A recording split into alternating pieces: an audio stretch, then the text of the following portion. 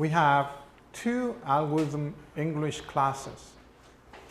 But this class is very crowded and the other class is not so crowded. But in some ways, in some reasons, you cannot enroll yourself to the morning class. So I'm going to adjust the time, shift the time 30 minutes before. So, but I'm get some signs from students. So after that, I think I can reschedule the time. So please, some of you move to the morning class. And for some reason, you may miss your class, okay? But if you can't come this class, you can come to the morning class. Then tell me you are present. Then I'll check your attendance. So you may come one of the 2 classes. Okay?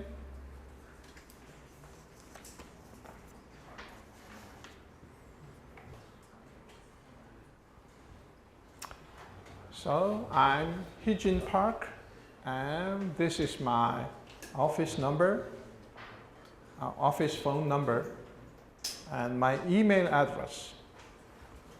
And this is my room, 810.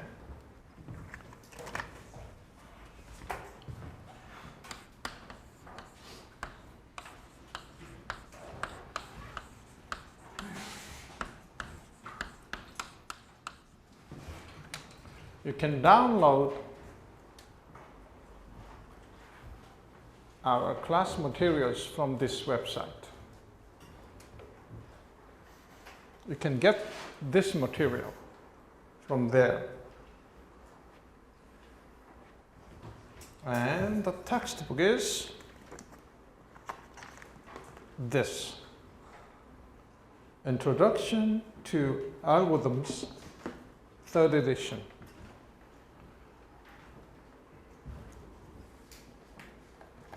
Second edition is fine too. And look at the width of this textbook. If you are overwhelmed by this width, drop this course. But I don't teach everything in this textbook. I teach only 1/3 of this textbook. So there are 3 examinations, 2 quizzes, and final exam. And I will assign some programming assignments.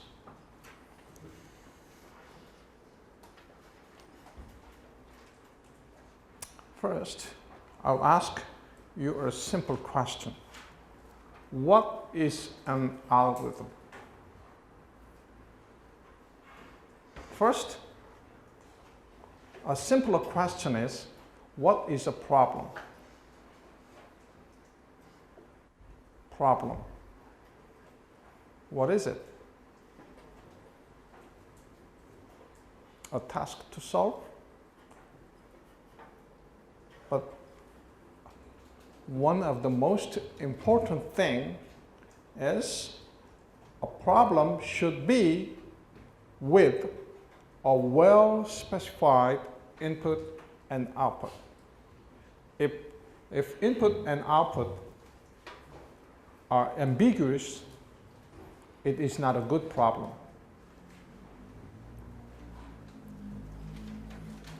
What is an algorithm? It's a well-defined procedure or a method to solve a problem.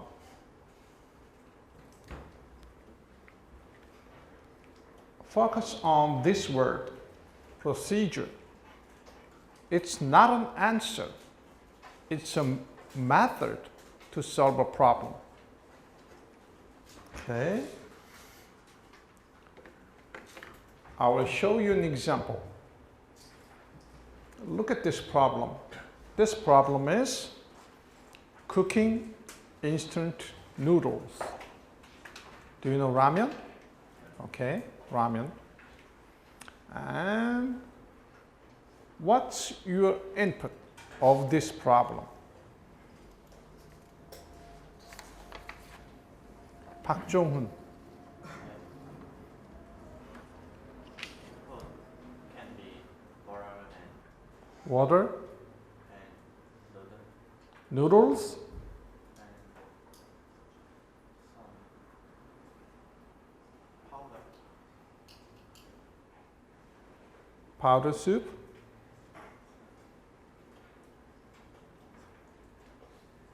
fine.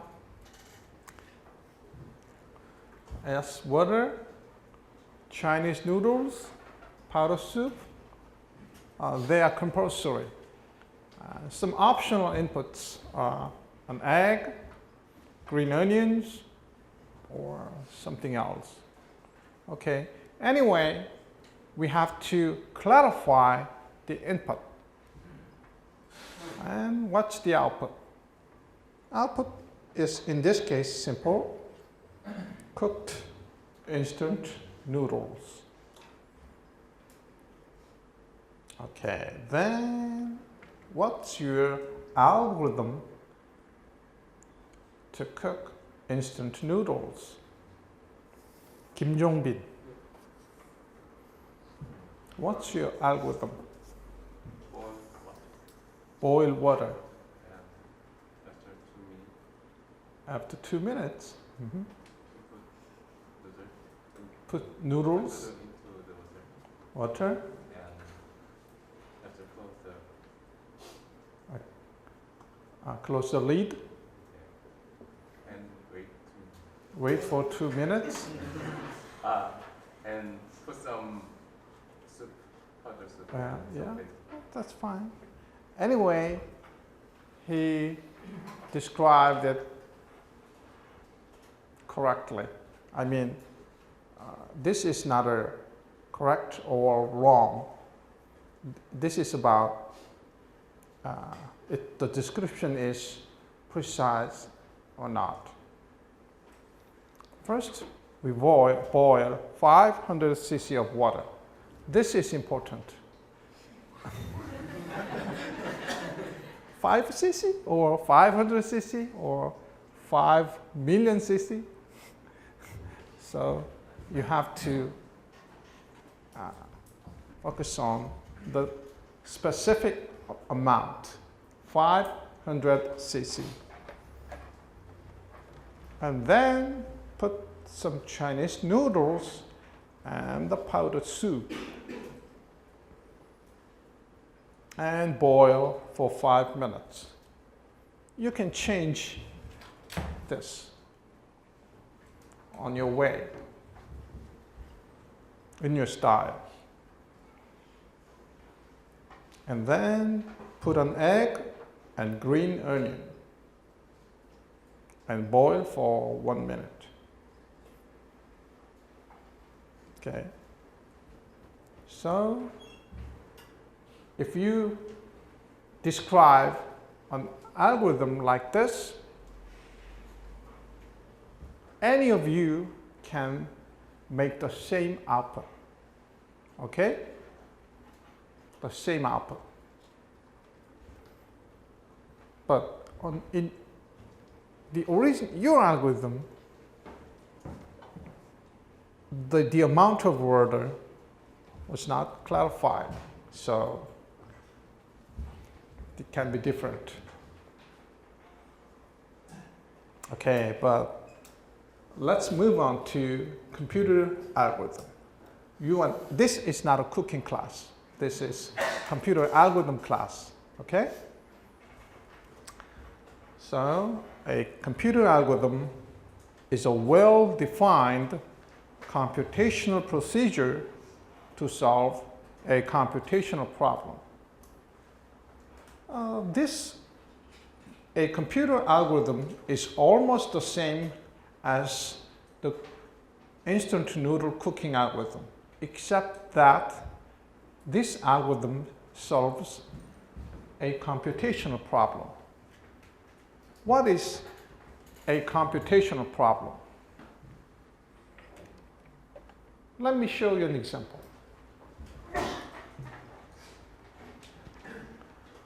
Computing the sum of integers from 1 to n. 1 plus 2 plus 3. This is a simple computational problem.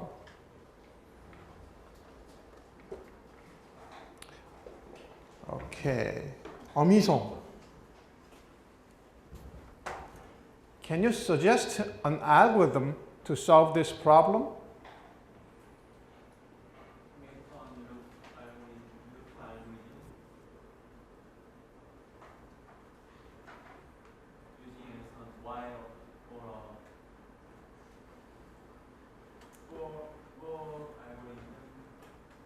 Using a for or a while loop to solve this problem. Okay. I think it's an elementary school algorithm. Why? So if the problem is given to an elementary school student, they will solve the problem with a pencil in that way. Okay? It's a very simple algorithm. But there is another algorithm.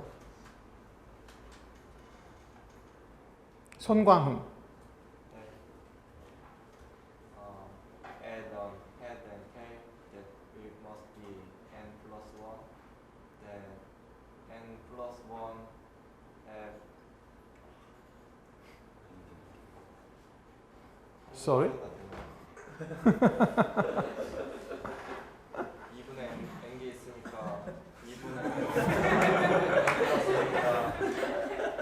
So n times n plus 1 divided by 2. Okay? Yes. I named it a high school algorithm because a high school student would solve the problem using the algorithm.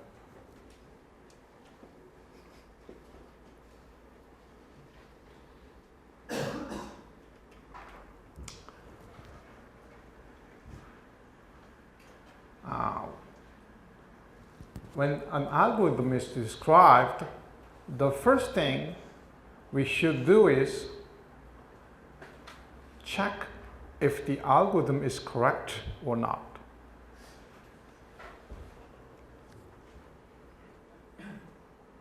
First, the elementary school algorithm is trivially correct.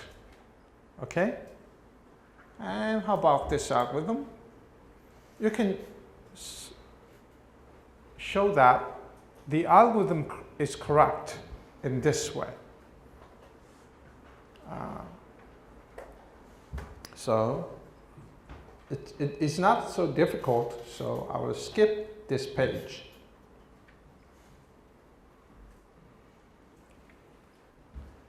Then let's compare these two algorithms. Which one is better? The elementary school algorithm or the high school algorithm? 김현준, what do you think? I think high school algorithm is Faster. Okay, so you said the high school algorithm is better. And the reason is it is faster. Okay, so he suggests a measure or metric to compare the algorithms. But there is another measure. Running time is a good measure for performing, measuring the performance of algorithms. But there is another important measure. It is the space consumption.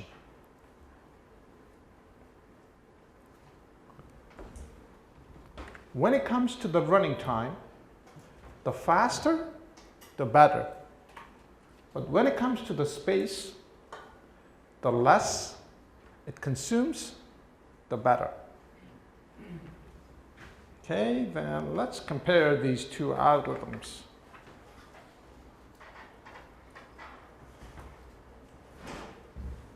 Yeonjun said this is faster than this. Then how did you know that?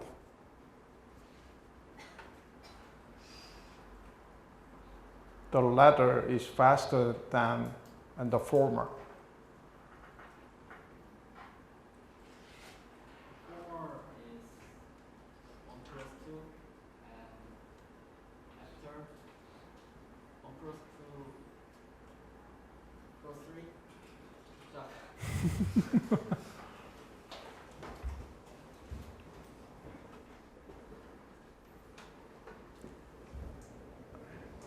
Let's count the number of operations. I mean, operations mean addition, multiplication, division, movement, or assignment, like that. How many additions does it need to perform the elementary school algorithm? 문경식. How many additions does it require? N additions, more exactly, n minus 1 additions. Okay? So we have to perform n minus 1 additions. But how about this? How many operations? 이동.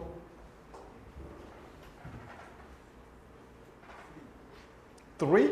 Why? 3 additions.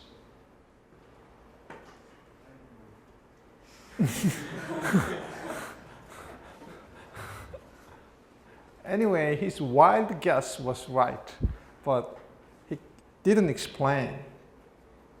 이정우.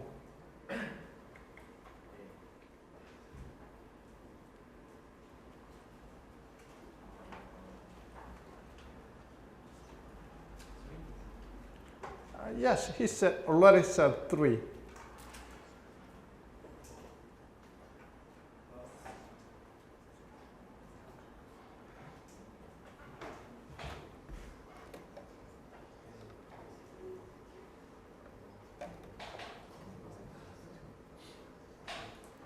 So we need an addition, a multiplication, and a division. So we need 3 operations.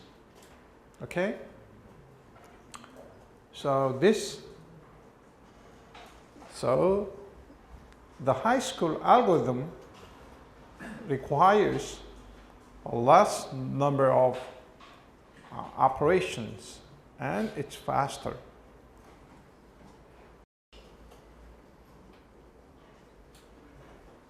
How about the space consumption?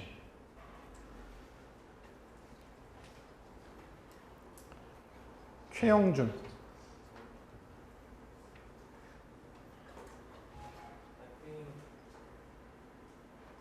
elementary school always need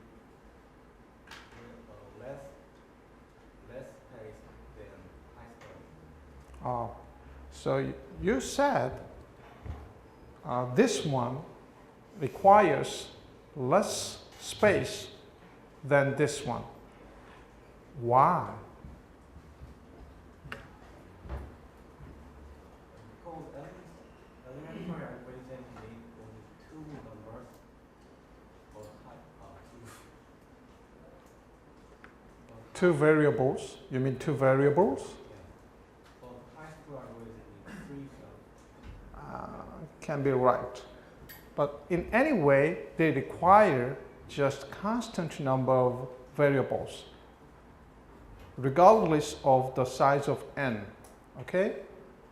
So maybe 2 or 3 and 2 or 3. So that difference is insignificant.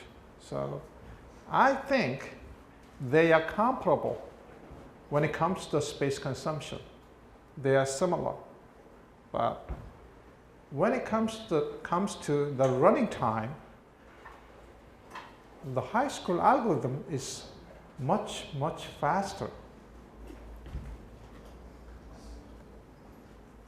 Okay.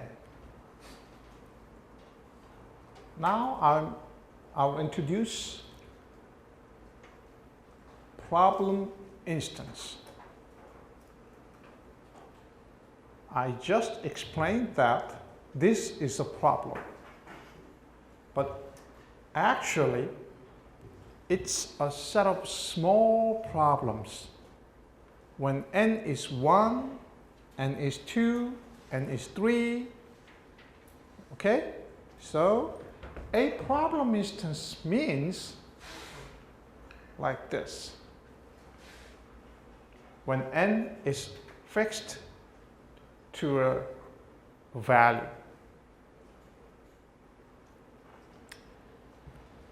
So this is a problem instance, and this is a problem. So you can think a problem is a set of problem instances. Okay. This is the outline of a normal class. First, I introduce a problem with the motivation why the problem is needed. And then I will define the problem. And then I will explain an algorithm to solve the problem.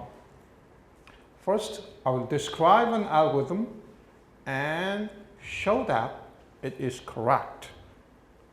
And finally, I will explain the performance of the algorithm. What are the two performance measures? Running time and space consumption. They are two important performance measures. Slideshow ended, but don't worry. I have another slide.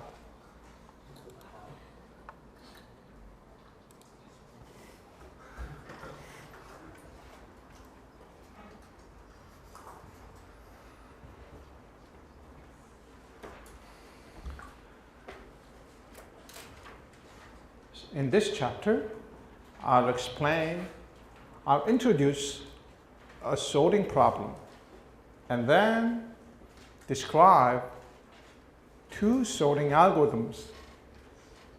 Today, I will explain insertion sort. And next week, I will explain merge sort.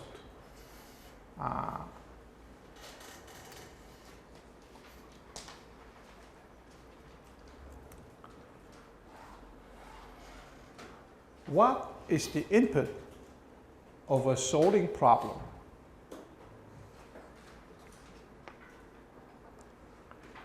최용준, what do you think the input of a sorting problem?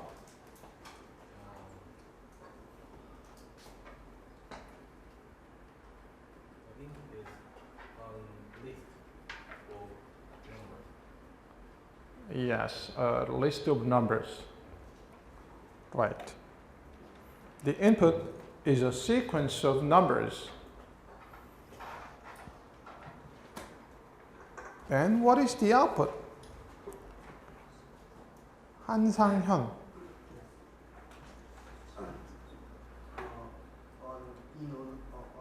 reordering of such numbers. A reordering of those numbers. In what way?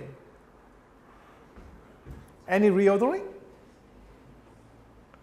Is okay?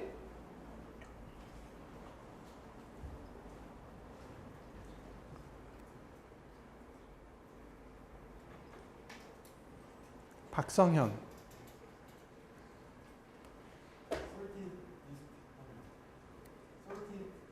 Sorted.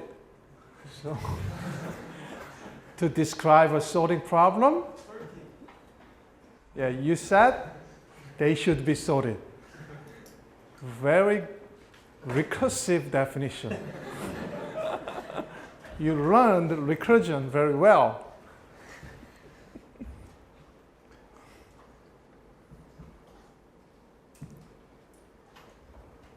Okay, the output should be like this.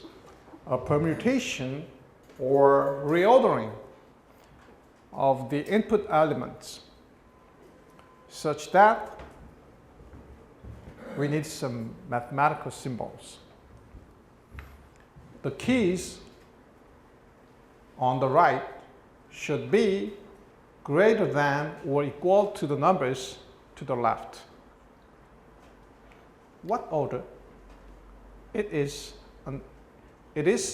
increasing order, or increasing order is the same as non-decreasing order. What's the order if the inequality is reversed? It's decreasing order or non-increasing order. Okay, so now sorting problem is clearly defined. Look at this example. Look at this input.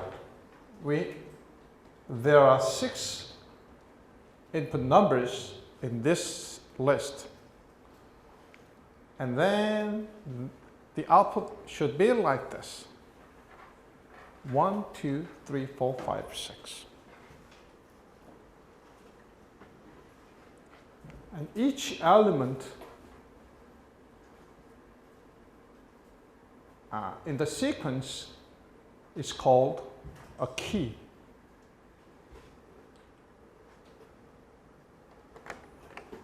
Okay, now I'll introduce insertion sort.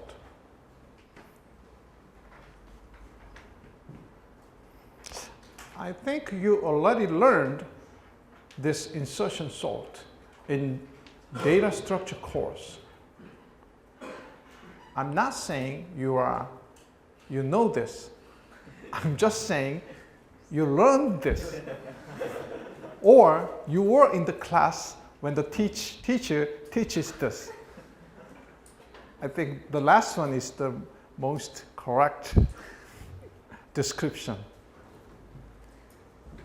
Okay. Who's next? 이선민. Can you explain what the insertion sort is?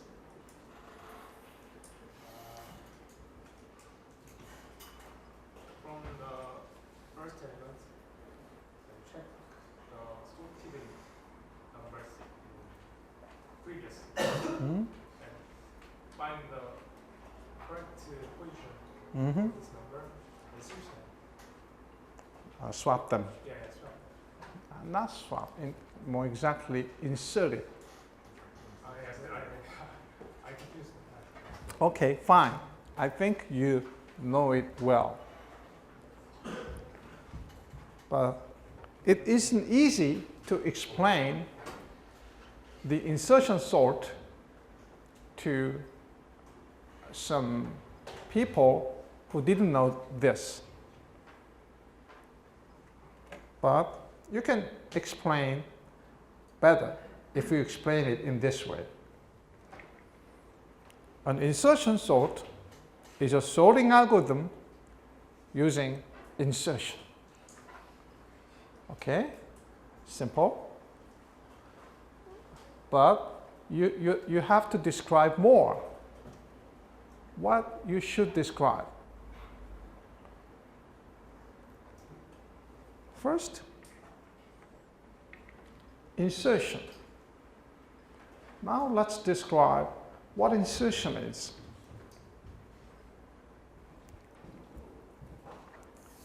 Ichiho. What is insertion?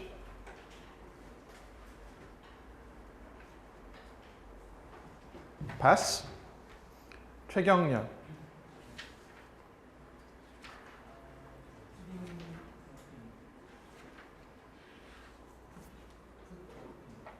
Sorry. Speak up. I can't hear you. Put a thing? Put a thing. So this is a problem. So you have to clarify the input and output. What's the input of insertion?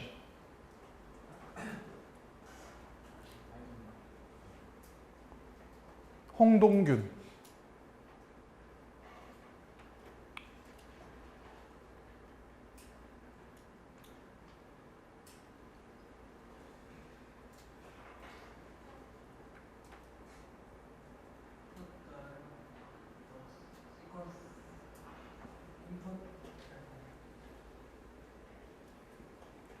What is the input?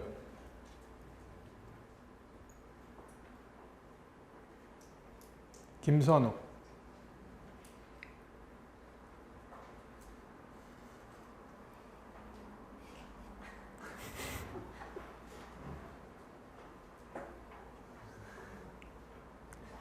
김영민.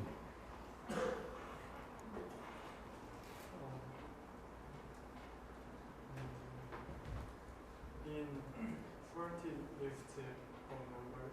Hmm? Inserted list of numbers. Okay, a sorted list of numbers and we put any number to. the new key. Yeah, So the input of insertion is a new key and a sorted list of keys. So these are two input elements of insertion. And then insertion procedure is quite simple. Put the key in the sorted list such that the list is still sorted after insertion. Okay?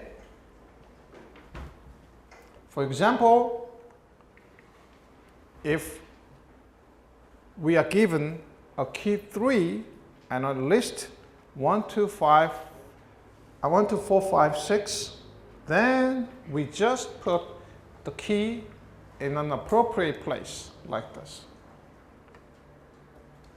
But we need comparisons to put this here, from here or from here.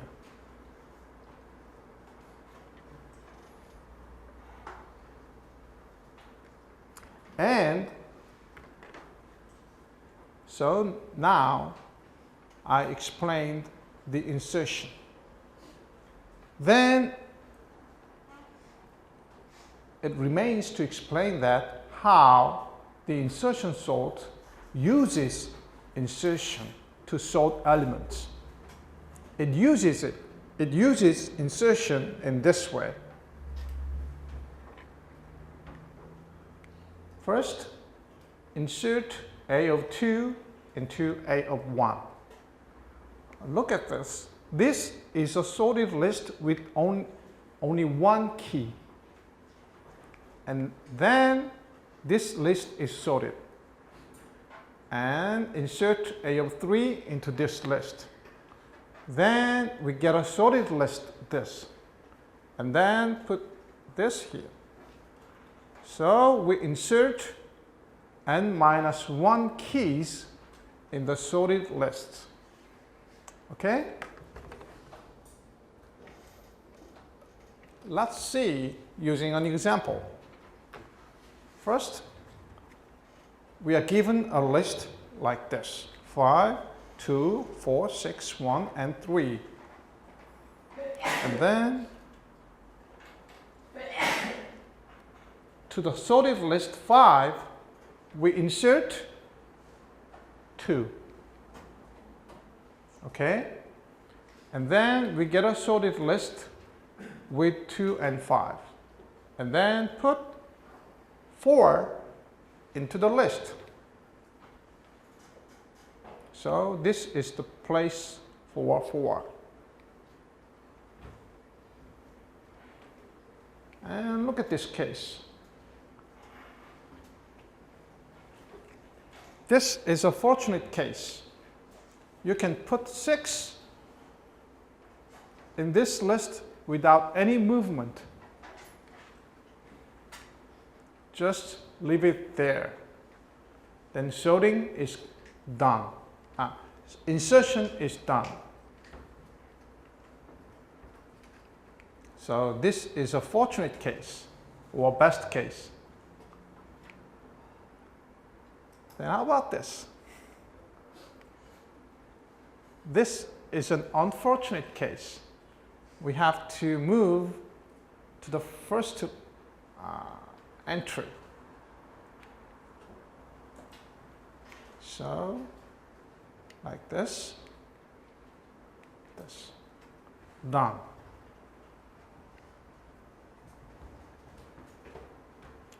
Okay, I explained insertion sort using English and an example. But yes, it is easy to intuitively understand the algorithm, but to understand the algorithm correctly,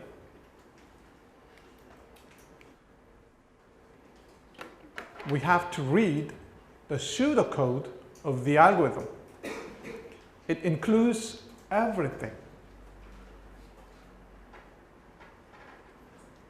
So I'll give you 3 minutes, and during that time, try to understand this pseudocode. This line indicates the n-1 iterations of insertion. Okay? I showed that we insert n-1 keys. And then this is the body of the loop. In each iteration, this pseudocode inserts A of j into the already sorted list A of 1 through j minus 1. Then look at these 2 lines. It stores A of j to a temporary value key. And then in this while loop,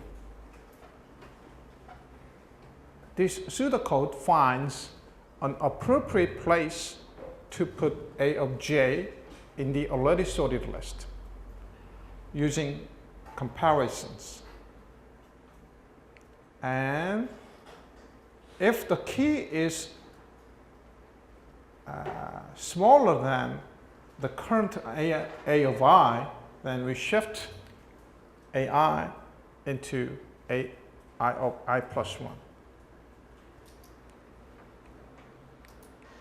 And finally, we put the value in the key in an appropriate place. So if you follow this pseudocode step by step, you can find that you can understand everything of the insertion sort.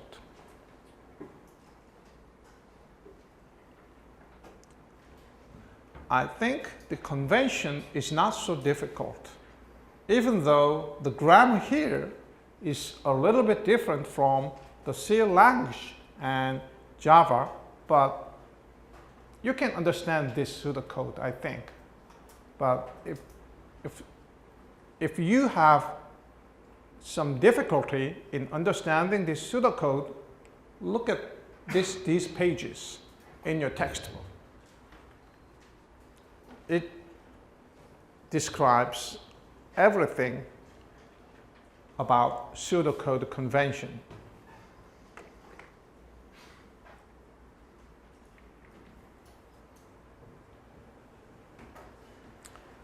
Now I'll explain the performance of insertion sort.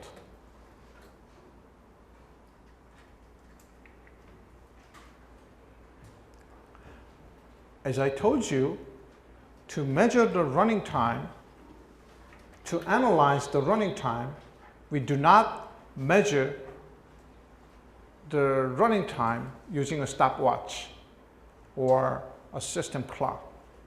We count the number of operations in the pseudocode.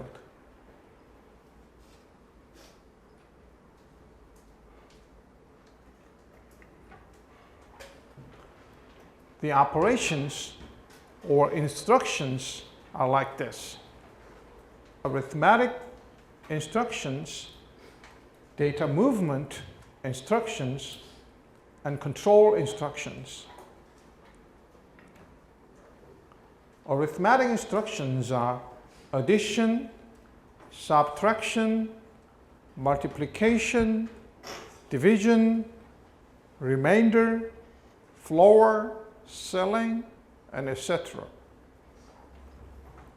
Data movement instructions are load, store, and copy, or assignment.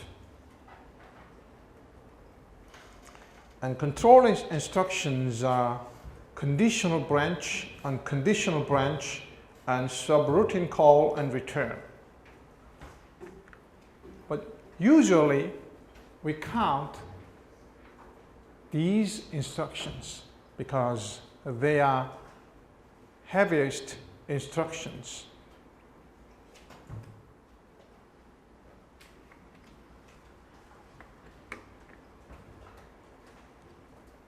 And the running time of an algorithm grows with the input size. For example, sorting 10 keys is much faster than sorting 100 keys, even though we run the same algorithm. So the running time is described as a function of input size. For example, T of n, where n is the number of input elements.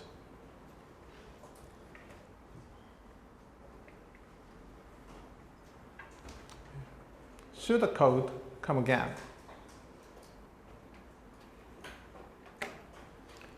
Let's count the number of instructions here. In each line consists of several instructions when it is compiled and assembled. But we don't know exactly. But we know that we assume that this one has C1 instructions. C1 is a constant. And this line has C2 instructions. C4, 5, 6, 7, 8. But each line is iterated. So we have to count the number of iterations. So this is the number of iterations.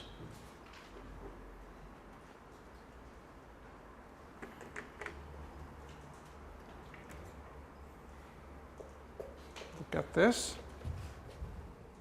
T of j, T of sub j is the number of times of the while loop test.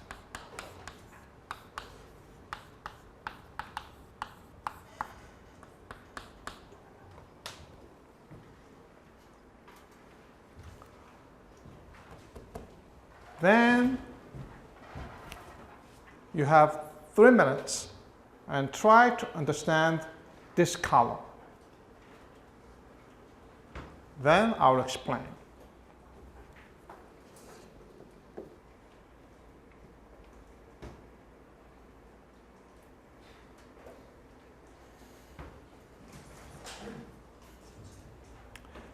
Let's see. First, the simple list parts are these 3 lines because they are in the for loop, and the for loop iterates n minus 1 times. So these 3 lines iterates n minus 1 times. It's simple. But this is a little bit different. Why? Who's next? 남궁석. 남궁석? Did you answer the question? Did you answer the question?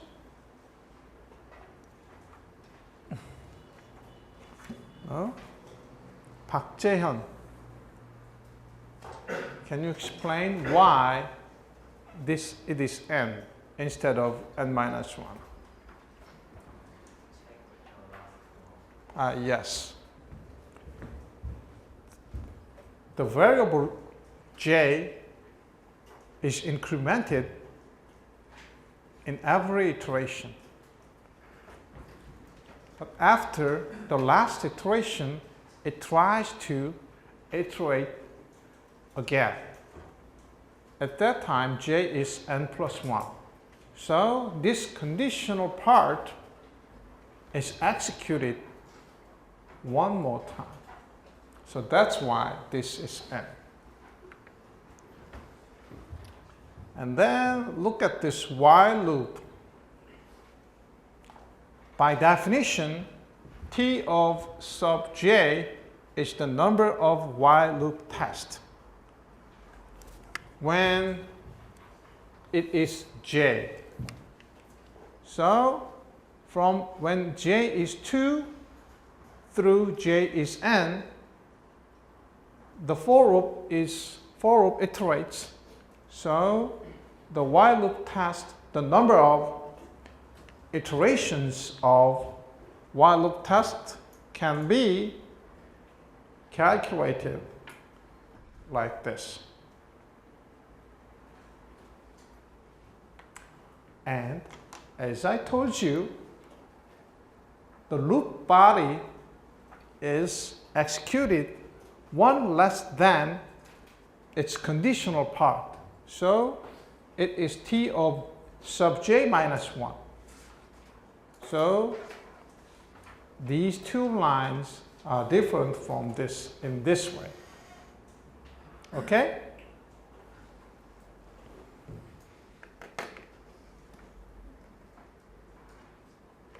And then now let's summarize this. So let's count the total number of instructions. It's C1 times n plus C2 times n minus 1 and C4 times n minus 1 and this. So this is the number of instructions in the insertion sort. But we don't know the exact value of t of j. It depends on the original order of keys. If it is already sorted in increasing order and we are going to sort it in increasing order, t of j is 1 in every iteration. But if it is sorted in increasing order and we are going to sort it in decreasing order, then T of j is j.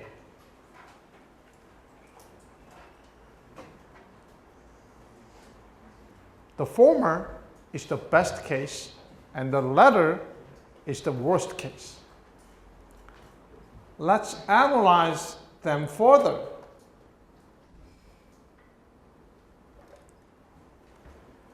In the best case, T of sub j is 1. Then the calculation is simpler. Look at this, because this is 1, every term is 0, so we can safely remove this complex term. 1 plus 1. Okay, then, and this is n minus 1. So the formula is simplified in this way. And if we rearrange this formula in terms of n, it is like this. It looks still complex, but look at this. These values are arbitrary values. We assign, they are notations. We don't know exact values except that they are constant. So we can safely replace these values using a constant a and b. So finally, it is a n plus b. So this is a linear function or a fine function of n. It means if the input size doubled, if the input size doubles, then the running time also doubles. Okay? But let's check out the worst case. If it is sorted in reverse order, T of sub j is j. Then we can use these formulas and replace those terms, and we will get this. If we replace the constants, then it is a quadratic function, a n squared plus b n plus c. It means if the input doubles, the running time quadruples.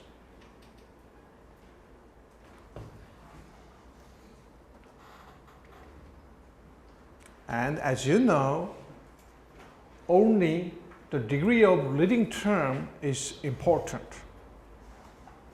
because we are interested in the rate of growth. So we only show the leading term like this. So the worst case running time of insertion sort is theta n squared. It means it is a quadratic function.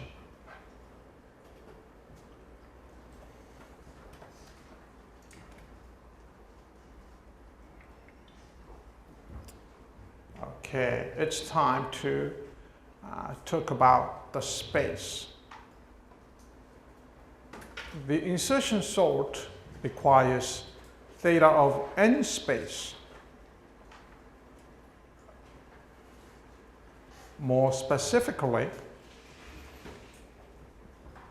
we need an array to store the input element.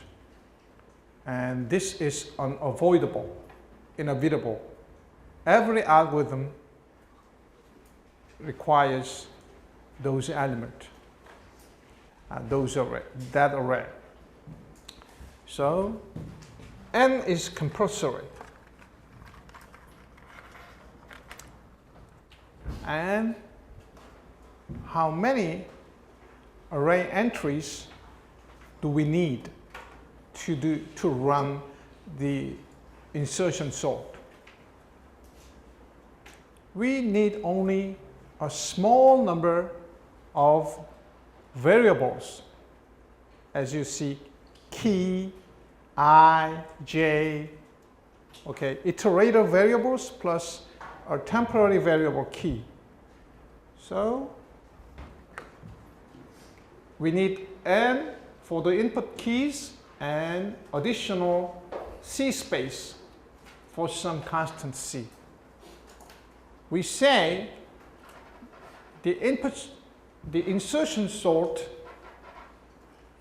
is an in-place sorting algorithm. If it requires n plus C elements. So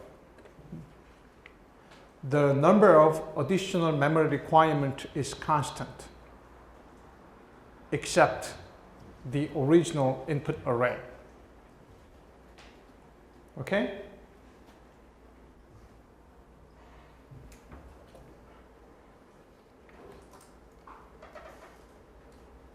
Okay, there are some self-study topics. Today, I'll explain an insertion sort whose worst case running time is theta of n squared. It's simple, but it runs very slow if n is big. So next week,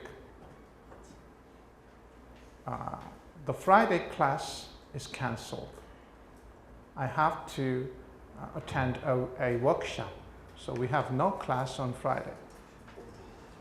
We have a class next week. So next week, I will explain merge sort, and its running time is theta of and log n.